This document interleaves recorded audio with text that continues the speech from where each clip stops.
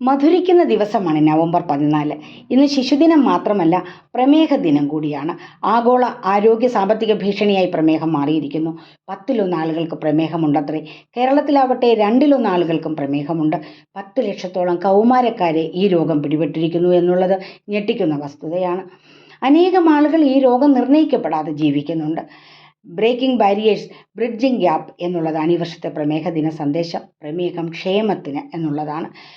ശാരീരിക മാനസിക വെല്ലുവിളികൾ ഈ രോഗം മൂലമുണ്ടാകുന്നത് പ്രതിരോധിക്കാനുള്ള മാർഗങ്ങൾ ഉണ്ടാവണം.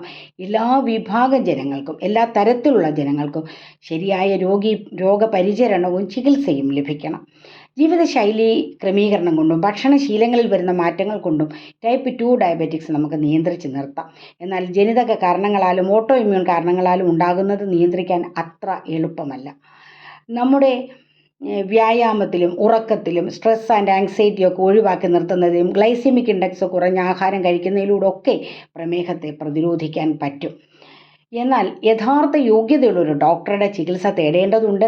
ആ ചികിത്സ എന്നും തുടർന്നു കൊണ്ടുപോകേണ്ടതുമുണ്ട്. അല്ലാതെ യൂട്യൂബ് വ്യാജന്മാർ പറയുന്ന ഉലുവക്കഞ്ഞിയും നോനിപ്പഴവും പേരയില കഷായവും ഒക്കെ കഴിച്ചുകൊണ്ടിരുന്നാൽ ഉച്ചി മുതൽ ഉള്ളങ്കാല് വരെ വിവിധ രോഗലക്ഷണങ്ങൾ ഉണ്ടാക്കുന്ന പ്രമേഹം നമ്മുടെ കയ്യിൽ നിൽക്കാതെ വരും. പണി പാളും.